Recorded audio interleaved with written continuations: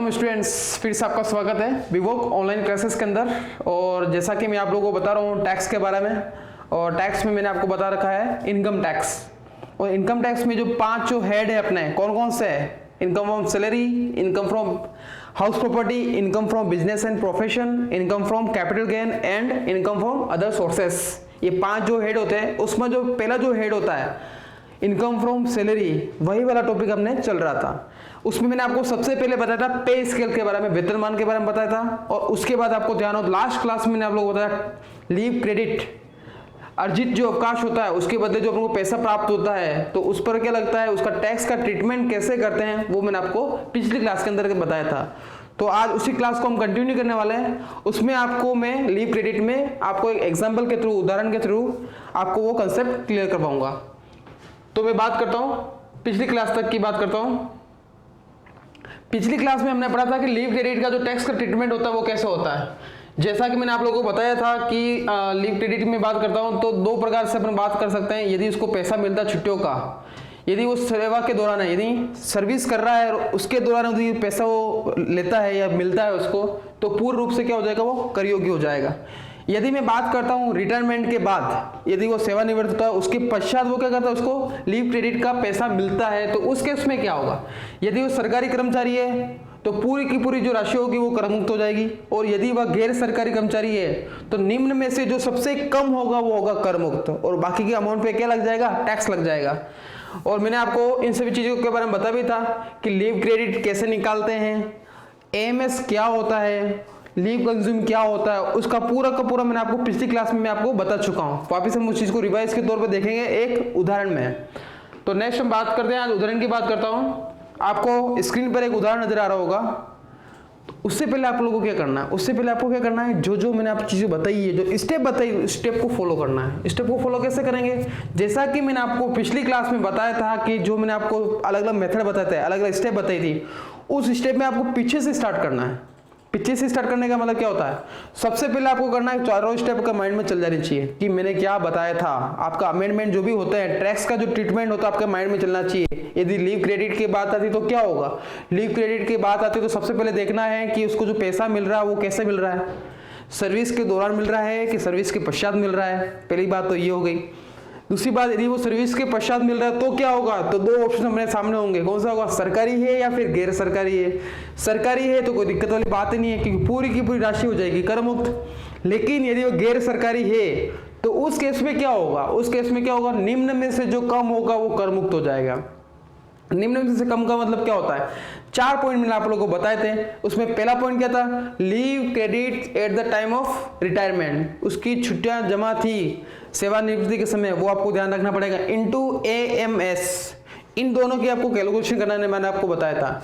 या फिर 10 into AMS, या फिर 3 लाख, या फिर एक्चुअल अमाउंट सी, वास्तविक में जो राशि आपको प्राप्त हुई है छुट्टियों के बदले, वो आपको देना। इन चारों में से जो सबसे कम होगा उस पर कोई टैक्स नहीं लगेगा, और जो बाकी की जो राशि बचेगी वो क्या हो जाएगी, टैक्सेबल हो जाएगी।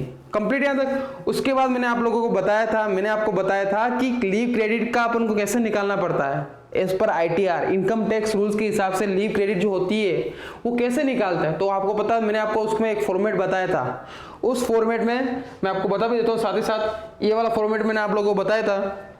इस फॉर्मेट में मैंने आपको बताया था कि सबसे पहले आपको लिखना है लीव एंटाइल्ड एज पर आईटीआर, इनकम टैक्स रूल्स के हिसाब से कितनी छुट्टियां आपकी मिल रही total.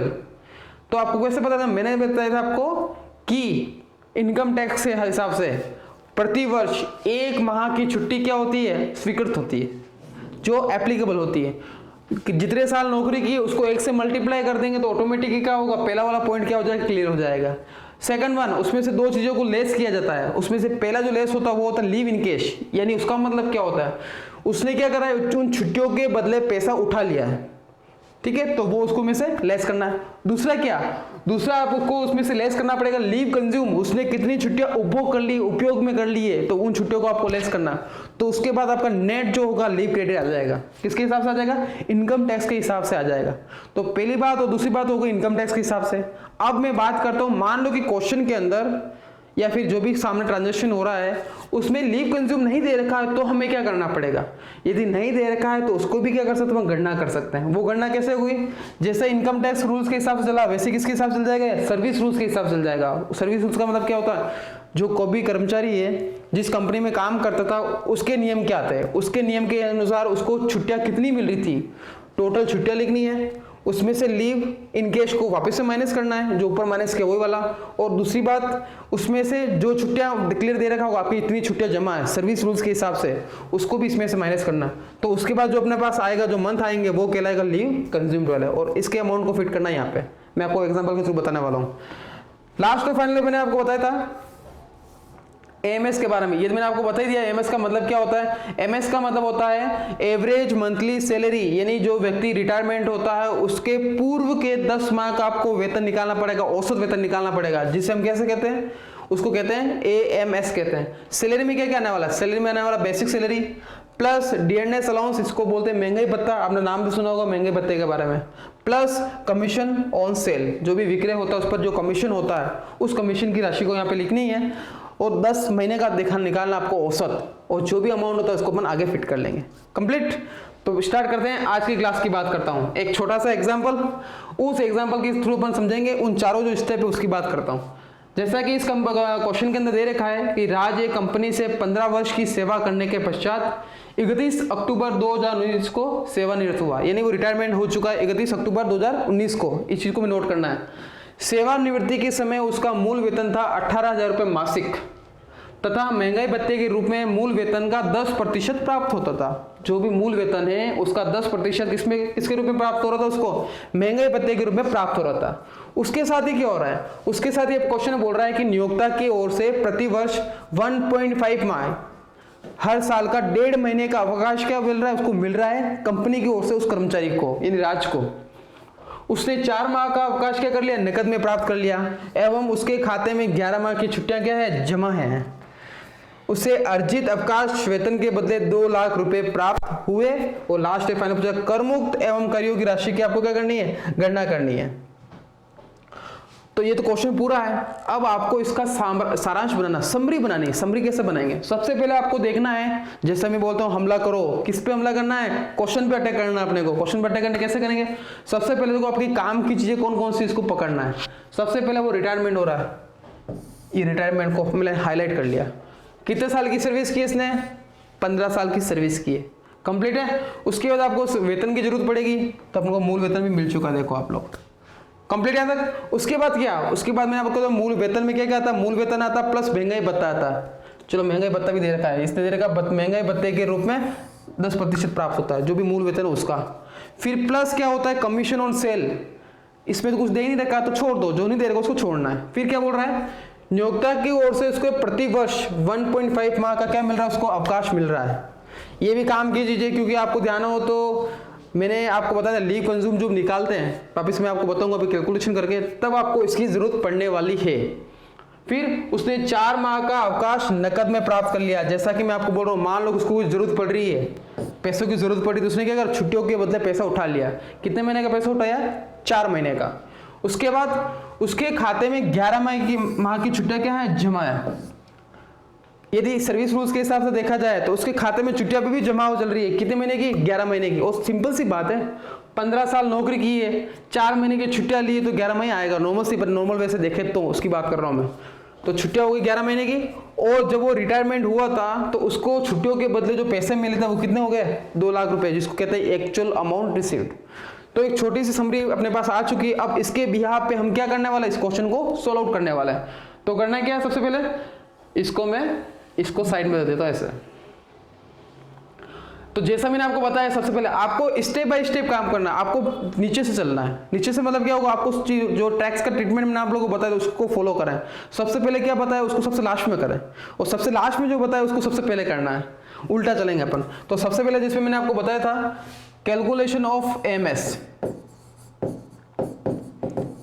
Calculation of AMS, AMS की आपको क्या करनी पड़ेगी, गणना करनी पड़ेगी। मैं क्वेश्चन को सॉल्व आउट करा रहा हूँ। उसमें मैंने क्या बताया सबसे पहले आपको, सबसे पहले बताया कि एएमएस का मतलब क्या होता है। एएमएस का मतलब होता है एवरेज मंथली सैलरी।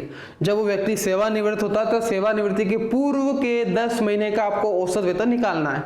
तो आपको सबसे पहले देखना है कि उसका जो रिटायरमेंट का जो टाइम था वो कौन सा महीने का था। जैसे कि क्वेश्चन में क्लियर लिखा है 31 अक्टूबर 2019 को वो क्या हो रहा है, रिटायरमेंट हो रहा है। तो उसके पूर्व के आपको 10 महीने निकालने पड़ेंगे। अब पूर्व के 10 महीने का मतलब क्या होता है, सितंबर, अगस्त, जुलाई, ये तो पूर्व के 10 महीने एकदम करेक्ट है। लेकिन आपको दूसरी चीज एक नोट करनी है, वो नोट करनी है कि रिटायरमेंट की तारीख क्या है।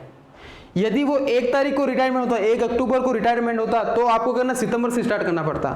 लेकिन ये रिटायरमेंट कब हो रहा है, 31 अक्टूबर को हो रहा है, यानी अक्टूबर महीना भी गिना जाएगा। कंप्लीट है तक, तो आपको अक्टूबर से स्टार्ट करना पड़ेगा।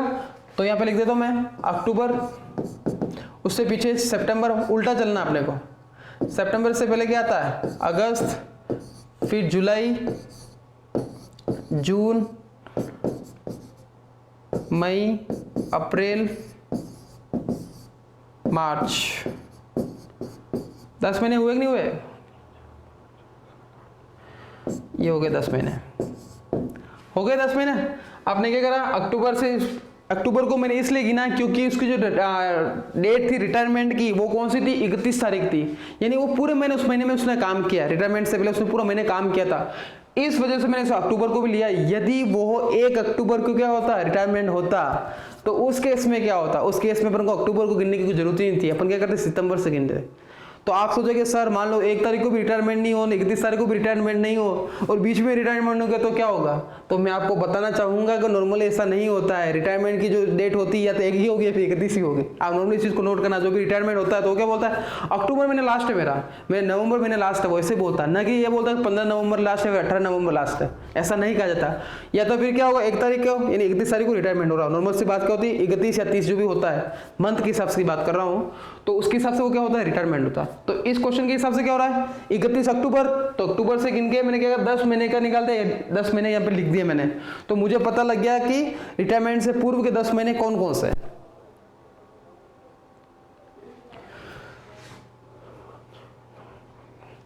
जनवरी पे आ जाएगा, इसमें हो गए 10 महीने।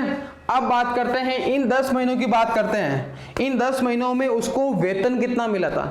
नॉर्मली इस क्वेश्चन के हिसाब से देखा जाए तो सैलरी उसकी फिक्स ही थी, कोई चेंजेस नहीं हो रहे हैं। लेकिन मान लो इसमें पे स्केल वाला जो ऑप्शन आता था, आपको ध्यान हो मैंने पे स्केल बताया था, पे स्केल वाला होता तो आपको वापस उस चीज की भी कैलकुलेशन करती। तो यहाँ पे नॉर्मली ऐसा हो नहीं रहा है, तो वो क्या कर रहा है, आपको जो वेतन मिल रहा है उसके वेतन को लिखना है। उसको वेतन कितना मिल रहा है, 18,000 रुपये मासिक मिल रहा है। यानी उसका जो बेसिक जो सैलरी हो गई है वो कितनी होगी, 18,000 मल्टीप्लाई 10। 18,000 को गुणा करूंगा मैं 10 से गुणा क्यों कर रहा हूं कि एएमएस में कितना किससे मल्टीप्लाई करना पड़ता है, 10 से मल्टीप्लाई करना पड़ता है। तो इसका जो बेसिक सैलरी जो आ गई वो कितनी आ गई है, 1,80,000 रुपये आ चुका है। कंप्लीट यहाँ तक, ये तो बात होगी बेसिक सैलरी की बात। उसके बाद मैंने आपको बताया वेतन के अंदर आपको बेसिक सैलरी के अलावा डीए भी जोड़ना पड़ता है, यानी महंगाई भत्ता भी जोड़ना पड़ता है, डी&एस अलाउंस जिसे कहा जाता है। तो क्वेश्चन में क्लियर दे रखा है कि उसको मूल वेतन का 10% डीए के रूप में मिल रहा है, मूल वेतन का 10%। तो इसको अपन को यहाँ पे लिखना है। इसको भी दो तरीके हो सकते हैं, या तो आप क्या करो 18,000 का 10% निकालो फिर उसको 10 से गुणा करो, पहला काम तो ये हो सकता है। दूसरे क्या हो सकता है, ऑलरेडी अपन 10 से गुणा कर चुके हैं तो उसका अपन कितना प्रतिशत निकाल देंगे, 10% निकाल देंगे, तो वो डीए का राशि आ जाएगी। डीए लिखा, डीए है मूल वेतन का 10%। मूल वेतन कितना आया, 1,80,000, उसका 10% कितना होता है, 1,80,000 इंटू 10/100 यानी 18,000 रुपए। उसके बाद विक्रय पे कमीशन तो है ही नहीं, तो इस चीज को छोड़ना है। तो इन दोनों को टोटल किया या 1,98,000 रुपए। ये तो आ गई अपनी सैलरी, ये नॉर्मली क्या आ गई, इसकी सैलरी आ गई 10 महीनों की। अब आपको निकालना एएमएस, एवरेज मंथली सैलरी निकालनी है। तो आपको क्या करना है, जितने महीने को विल्ट्यू किया उतने महीने का उसको भाग दे दो, तो ऑटोमेटिक क्या हो जाएगा, उसका एवरेज आ जाएगा। तो 198 के अंदर हम भाग दे देते हैं 10 का, तो मेरा जो एएमएस है एवरेज मंथली सैलरी वो कितनी हो गई है, 19,800 रुपये। कंप्लीट है। स्टेप नंबर फर्स्ट का काम अपना हो चुका है। स्टेप नंबर फर्स्ट में अपने क्या करा, सबसे पहले हमने जो गणना की है वो गणना किसकी की है, एवरेज मंथली सैलरी की गणना करी है। कंप्लीट है। यहाँ तक बढ़ते हैं हम आगे की तरफ। अब क्या करेंगे, अब दूसरी जो स्टेप थी वो वाली स्टेप को फॉलो करना है। दूसरी स्टेप में मैंने आपको क्या बताया था, दूसरी स्टेप में मैंने आपको बताया था उल्टा चल रहे थे, एमएस आएगा फिर अपन निकालते लीव कंज्यूम्ड, आपको ध्यान हो तो। अब आपको क्या करना है, उस चीज पे अटैक करना है, किस पे, लीव कंज्यूम पे आपको अटैक करना है। तो लीव कंज्यूम का आपको फॉर्मेट तो याद रहना चाहिए। अब फॉर्मेट याद करने के मैं आपको रिवाइज कर रहा हूँ, या फिर अपनी कॉपी में आप लोग देखें, यदि आप लोगों ने लिखा है तो, और नहीं लिखा है तो गलत आपको लिखना है। भले आपको नोट्स के रूप में मिल रहा है या फिर कुछ भी मिल रहा है, आपको कॉपी में जरूर लिखना है। इस चीज को याद कैसे रहेगा, मैं आपको एक बार के लिए बता देता हूँ। यदि मैं बात करता हूँ इसकी लीव कंज्यूम की बात, जैसे पीछे से चल रहे हैं, एवरेज मंथली निकल चुका है, फिर क्या निकालने वाले हम, फिर हम निकालने वाले लीव कंज्यूम। देखो आप लोग, लीव कंज्यूम का जो फॉर्मेट होता है वो क्या होता है, लीव कंज्यूम का जो फॉर्मेट है उसमें सबसे पहले फॉर्मेट में यह कहा जा रहा है आपको लीव इंटाइल्ड करनी है एज पर सर्विस रूल्स के हिसाब से। सर्विस रूल्स के हिसाब से इस क्वेश्चन को सोल्व करना है, इस दूसरी जो स्टेप है उसको फॉलो करना है। तो कैसे सोल्व करेंगे, सबसे पहले हम क्या कर देंगे, सर्विस के हिसाब से छुट्टियां कितनी मिल रही है उसमें से घटा क्या देंगे, उसमें से छुट्टियां को पैसा उसने कितना नकद में ले लिया वो घटा देंगे, फिर छुट्टियां कितनी जमा है वो हम लिख डालेंगे। उसके बाद अपना क्या आ जाएगा, लीव कंज्यूम हो जाएगा, नहीं दूसरी स्टेप कंप्लीट हो जाएगा। फिर हम बढ़ेंगे आगे की तरफ। तो हम बढ़ते हैं वापस इस क्वेश्चन को यहाँ पे करें। तो यहाँ मैं बात करता हूँ, अब क्या करने वाला हूँ मैं, अब मैं करने वाला हूँ लीव कंज्यूम निकालने वाला हूँ। यहाँ पे इसको देख लेते हैं, लीव कंज्यूम।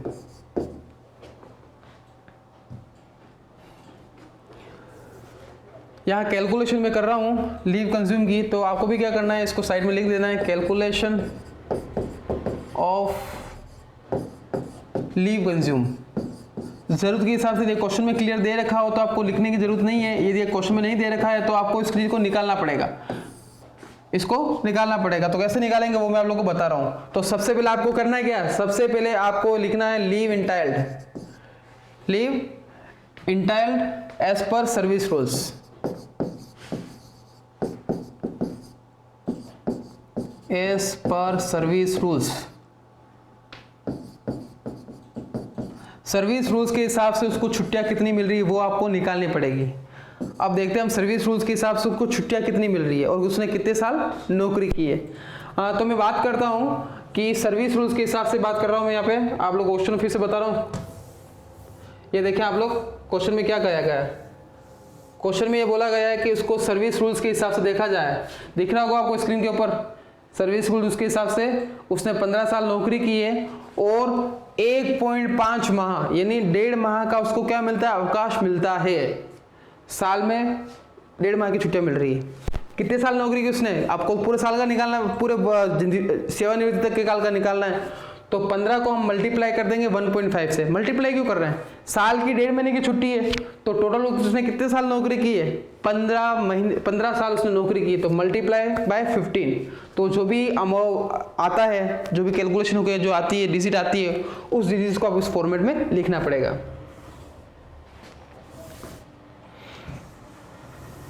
इसको मैं ले देता हूँ और आपको बता देता हूँ कैसे क्या करना है इसमें।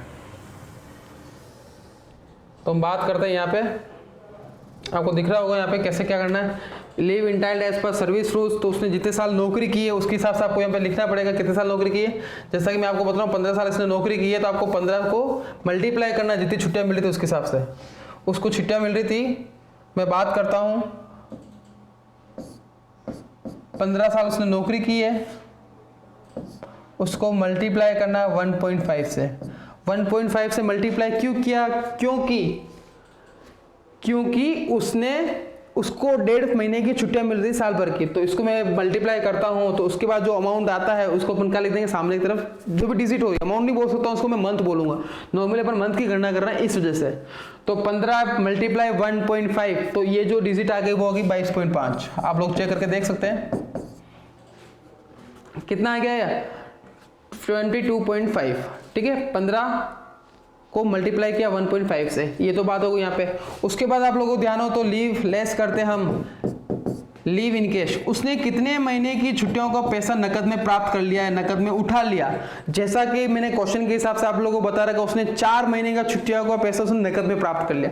तो यहाँ पे अपन क्या करने, एक तो 4 को घटाने वाला है, आ रही बात में। उसके बाद क्या, 4 को घटा देंगे। दूसरा पॉइंट था उसका लीव क्रेडिट। सेवा रूल्स के हिसाब से, सर्विस रूल्स के हिसाब से उसकी छुट्टियां कितनी जमा थी। यहाँ मैं क्या बोलता हूँ, ये सर्विस के क्वेश्चन की बात कर रहा हूँ, मैं इनकम टैक्स की बात नहीं कर रहा हूँ। सर्विस रूल्स के हिसाब से छुट्टियां जमा कितनी थी ये आपको देखना पड़ेगा। आप लोग देख सकते हो यहाँ पे, ये देखें आप लोग इसमें क्वेश्चन के अंदर मैं क्लियर लिख रखा है, इसको अंडरलाइन भी कर रखा है मैंने। ये देखें आप लोग, 11 माह की छुट्टियां क्या है उसकी जमा थी। कितने महीने की छुट्टियां जमा थी उसकी, 11 महीने की। यानी आपको यहाँ पे लिखना पड़ेगा फिर से 11 महीने की उसकी छुट्टियां जमा थी, आपको यहाँ पे 11 महीने लिखना पड़ेगा।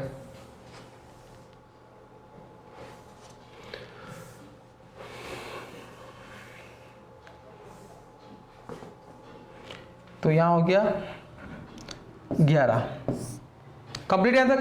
तो 22.5 कैसा है आप लोग समझ में आ गया होगा।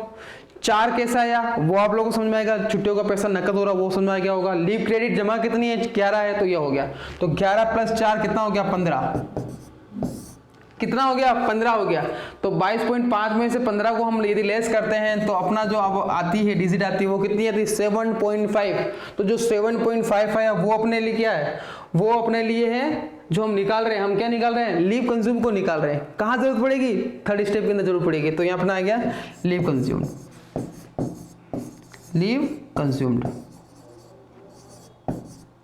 कंप्लीट है स्टूडेंट यहां तक। तो आपको समझ आएगा क्वेश्चन को क्या करना है आपको। टैक्स, इनकम टैक्स में बात करता हूं तो आपको हर एक चीज का फॉर्मेट होगा ना, फॉर्मेट याद हो गया तो आपको दूसरी जगह जाने की आवश्यकता ही नहीं है। मैं भी क्या कर रहा हूँ, फॉर्मेट के हिसाब से चल रहा हूँ। मैंने पहले काम क्या किया था, एमएस निकाल दिया, फिर मैंने काम क्या कर दिया, लीव कंज्यूम निकाल दिया। अब मैं काम क्या करने वाला हूँ, अब मैं तीसरा जो फॉर्मेट है वो उसको देखने वाला हूँ। अब तीसरा फॉर्मेट मैंने आप लोग क्या बता रखा, तीसरे फॉर्मेट मैंने आप लोगों को बता रखा है कि आपको निकालना क्या है, आपको निकालना है लीव क्रेडिट एक्चुअल बात होगी। अब बात करता हूं मैं इनकम टैक्स के हिसाब से। ये तो बात किसकी हो गई, सर्विस के हिसाब से, सर्विस रूल्स के हिसाब से, उस कंपनी के हिसाब से होगी।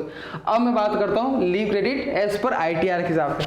तो इसमें फॉर्मेट क्या दे रखा मैंने, इसमें फॉर्मेट मैंने आपको दे रखा है। सबसे पहले आपको लिखना है leave entitled as per income tax rules. Income tax rules के हिसाब से आपको काम करना है। अब तो वो कैसे करेंगे देखें आप लोग। ये जो भी 2-3 चीजें आपको है ध्यान रखनी पड़ेगी कि मैंने क्या क्या अपने कैलकुलेशन इसकी कर दी है और उसी हिसाब से आपको काम करना है। मैंने कैलकुलेशन अभी तक कर दी है, एक तो कर दी एमएस की और दूसरी मैंने कैलकुलेशन करी है लीव कंज्यूम की। अब मैं बात करता हूं इनकम टैक्स के हिसाब से बात करता हूं। अब बात करते हैं लीव एक्चुअल जो लीव आ रही है उसकी क्रेडिट की बात करता हूं। लीव क्रेडिट वास्तविक की बात करी जा रही है। अब मैं क्या करूंगा, इनकम टैक्स की लिख दूंगा। तो यहां पे लिखना पड़ेगा आपको leave entitled as per income tax rules. Income tax rules के हिसाब से आपके छुट्टियां कितनी बन रही है। तो जैसा कि मैंने आप लोगों को पहले बता ही दिया कि इनकम टैक्स क्या करता है, साल की 1 माह की छुट्टी क्या करता है, स्वीकृत करता है। तो इस व्यक्ति ने है जो मिस्टर राज है, उसने कितने साल नौकरी की, क्वेश्चन के हिसाब से जगह उसने 15 साल नौकरी की। 15 को मल्टीप्लाई करेंगे हम 1 से।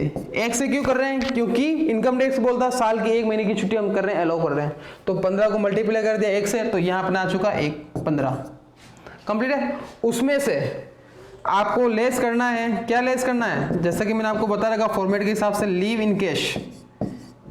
क्या लेस करेंगे अपन, लीव इन कैश लेस करेंगे। क्वेश्चन में क्लियर देखा लीव इन कैश जो है वो 4 मंथ का है, तो यहां लिख दिया 4 मंथ कंप्लीट है। उसके बाद क्या करना है, उसके बाद हमें करना है लीव कंज्यूम्ड। उसने कितनी महीने की छुट्टियों का उपभोग कर लिया है। तो आपको ध्यान हो तो जस्ट ऊपर की तरफ आप लोग देख सकते हो, मैंने लीव कंज्यूम का फॉर्मेट बताया था, कैसे उस चीज की कैलकुलेशन करते हैं, गणना करना मैंने आप लोगों को बता दिया। ज्यादा कोई गणित विद्या में नहीं लगा रहा हूं, मैं क्या कर रहा हूं, जो मान दे रखा उसको फिट कर रहा हूं और क्या कर रहा हूं, माइनस कर रहा हूं, जोड़ बाकी माइनस, बस इसके अलावा कुछ नहीं हो रहा है। तो जो लीव कंज्यूम मेरा आ गया था वो कितना आ गया, 7.5 कंप्लीट यहां तक। तो 7.5 भी लिख दिया, लीव इन कैश भी लिख दिया। अब इन दोनों को जोड़ के यहाँ पे लिख दूंगा और उसमें इसको घटा दूंगा, तो ये हो गया 11.5। कितना हो गया ये, 11.5 हो चुका है। तो उससे क्या होगा, मेरे जो इसके बाद जो लेस करने के बाद जो आएगा वो आएगा लीव क्रेडिट, जिसकी जरूरत मुझे पड़ेगी उसके टैक्स के ट्रीटमेंट के अंदर। तो इसको मैं लेस करने के बाद जो आता है उसको लिख देता हूं यहाँ पे लीव क्रेडिट।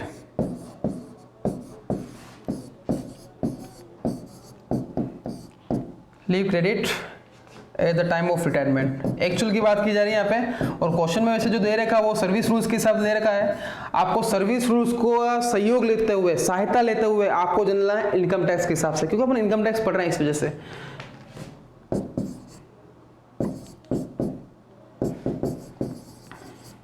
इसको लिखने के बाद इसमें से इसको घटाना है और आपको देखना है कि इसका जो रिमेनिंग जो आ रहा है वो कितने मंथ का आ रहा है उसके हिसाब से। तो इसका जो आएगा वो आ जाएगा 3.5। इसको आप मंथ लिख सकते हो, क्योंकि अपन जो कैलकुलेशन कर रहे हैं लीव क्रेडिट की बात करते हैं, जब जो छुट्टियां उसकी जमा है रिटायरमेंट के समय कितने महीने की छुट्टियां जमा है, इस वजह से आपको इसको चाहो तो मंथ भी आगे लिखो तो ज़्यादा ठीक रहेगा, आपको याद रहेगा मैंने जो निकाला वो मंथ निकाला है इस वजह से। तो 15 में से 11.5 चला गया, 11.5 कैसा आया, इन दोनों को जोड़ा, ये कहाँ से आया, ये ऊपर की संख्या से आया। 4 क्वेश्चन में दे रखा था, 15 कैसे आया, 15 साल उसने नौकरी की और 1 महीने की छुट्टी किया है, उसकी अलाउ है, एप्लीकेबल है इनकम टैक्स के हिसाब से देखा जाए तो इसको करने के बाद ये अमाउंट आ गया। तो अपने पास देखा जाए तो मटेरियल तैयार है, ठीक है। आप हलवा बना रहे हो, हलवा बनाने से पहले आपको जो भी मटेरियल है, सामग्री है वो तैयार हो चुकी है, अब आपको हलवा ही बनाना है। हलवा बनाने का मतलब क्या हो गया, अब आपको क्या करना, जो भी मान आए हैं उन मान को क्या करना, उसके अंदर फिट करना और कैलकुलेशन करनी, और आपके सामने आपका रिजल्ट सामने आ जाएगा, कर योग्य राशि कितनी है और कर मुक्त राशि कितनी है। बढ़े आगे की तरफ। यहाँ तक पिक्चर क्लियर है आप लोगों की। अब मैं बात करता हूँ आगे क्या करना है। अब आगे करना है, छोटा सा वो फॉर्मेट था, उस फॉर्मेट के साथ लोगों को चलना है। सब चीज निकल चुकी है, कैसे निकली है, बात कर रहे थे, ये वाली बात ही कर रहे थे। तो यहाँ पे क्या, निम्न में से जो कम होगा वो क्या हो जाएगा, कर मुक्त हो जाएगा। अब क्या क्या करा आपने, सबसे पहले लीव क्रेडिट निकाला, वो भी निकल चुका है, एएमएस भी निकल चुका है, बाकी जो इन्फॉर्मेशन चाहिए वो सब कुछ निकल चुकी है। अब क्या करना, जो भी मान आया उस मान को फिट करो, यहाँ पे हो गया। तो बात करते हैं हम नेक्स्ट आगे की तरफ बात करते हैं, उस रूल्स के हिसाब चलते हैं। रूल्स के हिसाब से क्या चलता है, टैक्स का हम कर रहे हैं ट्रीटमेंट, क्या कर रहे हैं, टैक्स का ट्रीटमेंट कर रहे हैं। तो उसको ट्रीटमेंट को कर लेते हैं अपन। आप लोग देख सकते हो कि मेरे पास फॉर्मेट बना हुआ है, उसके बाद भी मैं क्या कर रहा हूँ, फिर से फॉर्मेट बना रहा हूँ। तो आपको भी क्या करना, हर एक क्वेश्चन के साथ उसका फॉर्मेट तैयार करें, टैक्स का ट्रीटमेंट तैयार करना है। उससे क्या होगा, आपको वो फॉर्मेट पूरा यानी ट्रीटमेंट पूरा क्या हो जाएगा, तैयार और याद हो जाएगा। अब मैं बात करता हूँ इसमें निम्न में से जो कम है, निम्न में से कम कौन कौन सा है।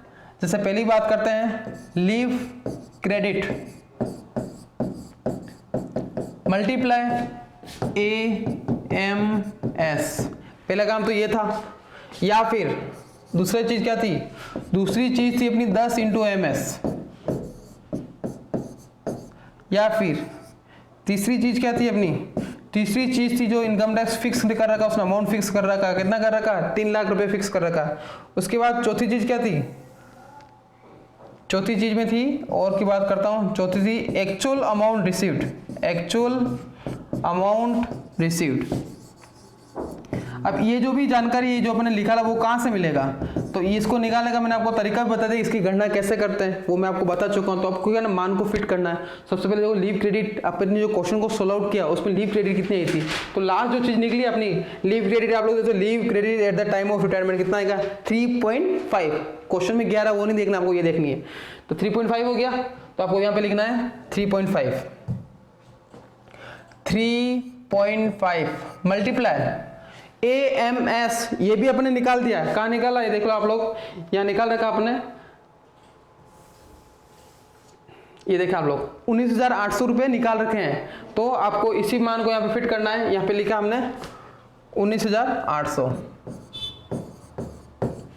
कंप्लीट। यहाँ तक फिर क्या करना है, नेक्स्ट में आते हैं 10 × MS, 10 का 10 उतार दिया, MS हमने निकल चुका 19,800 रुपये, ये हो रहा है। तीसरे में 3 लाख ऑलरेडी दे रखा है। और लास्ट और फाइनल की बात करते हैं एक्चुअल अमाउंट रिसीव्ड, वास्तव में आपको राशि कितनी प्राप्त हुई, जो कि क्वेश्चन में ऑलरेडी गिवन है। आप लोग देखें इसके अंदर, इस क्वेश्चन के अंदर दे रखा है, देखें आप लोग, इस क्वेश्चन में मैं देख लूंगा अर्जित, उससे अर्जित अवकाश वेतन के बदले कितने प्राप्त हुए, 2 लाख रुपए प्राप्त हुए। तो उसका भी क्वेश्चन यहाँ पे दे रखा है। तो यहाँ पे मैं लिख देता हूँ 2 लाख रुपए। तो स्टूडेंट्स है ना जी, इसी से काम हो गया। अब हमें करना है क्या, अब ज्यादा कुछ नहीं कर, इसकी कैलकुलेशन करनी है और उसके बाद क्या, उसके बाद आपको क्या करना है कि कर योग्य राशि निकालनी और कर मुक्त राशि निकालनी। बात समझ में आ गई आप लोगों को कैसे क्या करना है उस चीज को। तो उसके बाद स्टूडेंट हमें क्या करना है, इसकी कैलकुलेशन करनी है। तो कैलकुलेशन कर लेते हैं। तो मल्टीप्लाई किया इसको, तो ये अपना जो अमाउंट आया वो है 69,300। कितना आया, 69,300 यानी 69,300 रुपये। यदि मैं इसको मल्टीप्लाई करता हूँ तो इसका जो अमाउंट आ रहा है 198,000 कंप्लीट है। तक 3 लाख का 3 लाख आ चुका है और 2 लाख का 2 लाख आ जाएगा। तो अब इनकम टैक्स क्या बोलता है? इनकम टैक्स बोलता है कि जो सबसे कम होगा वो क्या हो जाएगा? कर मुक्त होगा। बाकी की राशि पे क्या लग जाएगा? टैक्स लग जाएगा। तो आपको देखना है as per income tax rules, आपको लिखना भी है which ever is less WEL which ever is L will be exempted. तीनों में से या चारों में से जो भी कम होगा वो राशि क्या हो जाएगी? कर मुक्त हो जाएगी। तो आपको अपने आपको स्क्रीन पे दिख रहा होगा सबसे कम राशि कौन सी है? सबसे कम राशि 69,300। यानी यदि हम क्वेश्चन की बात करते हैं, क्वेश्चन के हिसाब से क्या बोल रहा है? सबसे कम राशि बताओ। सबसे कम राशि 69,300 है। तो मैं क्या करता हूं, यहां लिख देता हूं एग्जेम्प्टेड अमाउंट। यहां लिखें एग्जेम्प्टेड अमाउंट। क्वेश्चन में यही पूछा गया था आपको कि आपको करमुक्त राशि और कर योग्य राशि निकालनी है। तो मैं क्या कर रहा हूं, उस चीज को निकाल रहा हूं। करमुक्त राशि हो गई, करमुक्त राशि अपनी हो गई 69,300। अब साथ ही साथ इसने क्वेश्चन के अंदर क्या पूछा था? साथ ही साथ इसने क्वेश्चन के अंदर ये पूछा था कि करमुक्त राशि के साथ ही आपको कर योग्य राशि भी निकालनी है। अब कर योग्य राशि कैसे निकालेंगे? कर योग्य राशि निकालेंगे, मैं आपको तरीका बता रहा हूं कैसे निकालेंगे हम। कर योग्य राशि में आपको ज्यादा कुछ नहीं करना है, एक छोटा सा हम बात कर रहे हैं, फॉर्मूला रीति बोल देंगे अपन, इस नॉर्मली अंडरस्टूड बात है वो, तो मैं बता रहा हूँ कैसे करनी है। टैक्सेबल अमाउंट जो होगी वो कैसे करेंगे? टैक्सेबल अमाउंट जो निकालेंगे वो निकालेंगे अमाउंट रिसीव्ड।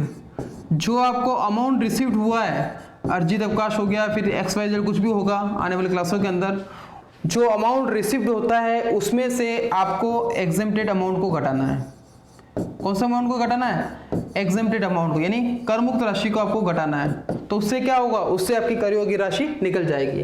तो इस क्वेश्चन की बात करता हूं तो आपको अमाउंट जो रिसीव्ड हुआ वो कितना हुआ था? 2 लाख रुपए। 2 लाख रुपए होते हैं। अब कर मुक्त राशि जो सबसे कम थी, कब से कम राशि कौन सी? 69,300। ये कहां से आया? आप लोग देख सकते हो, यहां वाली बात कर रहा हूं मैं। इसको अपन निकाला था 69,300 रुपये क्या था? सबसे कम राशि थी इन चारों में से। आप लोग देख सकते हो जो सबसे कम राशि इसको मैं ले लिया, वो मेरे लिए क्या हो गई? करमुक्त हो गई। तो आप लोग देख सकते हो करमुक्त राशि लिख दी 69,300। तो उस 2 लाख में से एग्जेम्प्टेड अमाउंट यानी इसको मैं लेस कर देता हूँ, तो ये आ गया 69,300। तो इससे क्या होगा? इससे ऑटोमेटिकली मेरे जो भी होगी कर योग्य राशि वो आपको मिल जाएगी। तो 2 लाख में से यदि 69,800 में घटाता हूं तो मेरा बचता है 1,30,700 रुपये।